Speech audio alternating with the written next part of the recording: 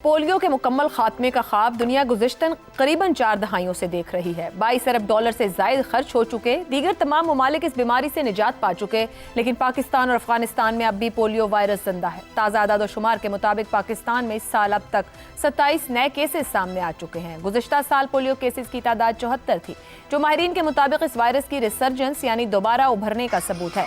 Independent monitoring board की ताज़ा report इस नाकामी की वजूहात मुसलसल सामने लाई है। रिपोर्ट के मुताबिक पाकिस्तान ने 2021 से 23 तक जो कामयाबियां जाहिर की वो दरअसल कोविड लॉकडाउन की वजह से थी, न कि इंसदादे पोलियो मुहिम्मात की मजबूती की वजह से।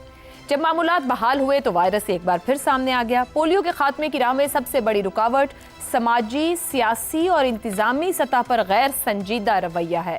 फंड्स तो खर्च होते हैं मगर नताइज के बजाय सिर्फ रिपोर्ट्स और मंसूबे सामने आते हैं। रिपोर्ट के मुताबिक इंसदादे पोलियो की कामयाबी सिर्फ बैरूनी इमदाद या वक्ती मुहिम्मात से नहीं हो सकती है, इसे कौमी तरजीह और सेहत आमा के निज़ाम का हिस्सा बनाया जाना चाहिए। पोलियो के साथ साथ बच्चों की ग़िज़ाइयत, पानी और सफाई, प्राइमरी हेल्थ केयर और रूटीन इम्यूनाइजेशन को जोड़ा जाए।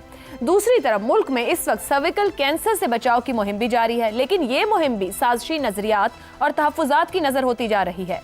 वैक्सीन के बारे में शकूक व शुबहात आम है, कुछ इसे गैर ज़रूरी करार देते हैं तो कुछ मगरबी साजिश से जोड़ रहे हैं।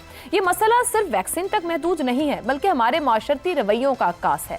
पोलियो हो या खसरा, कोविड वैक्सीन हो या अब इस कैंसर से बचाव की मुहिम, हर बार हम साजिशी थ्योरीज का सहारा लेकर वैक्सीन से बचने की कोशिश करते हैं।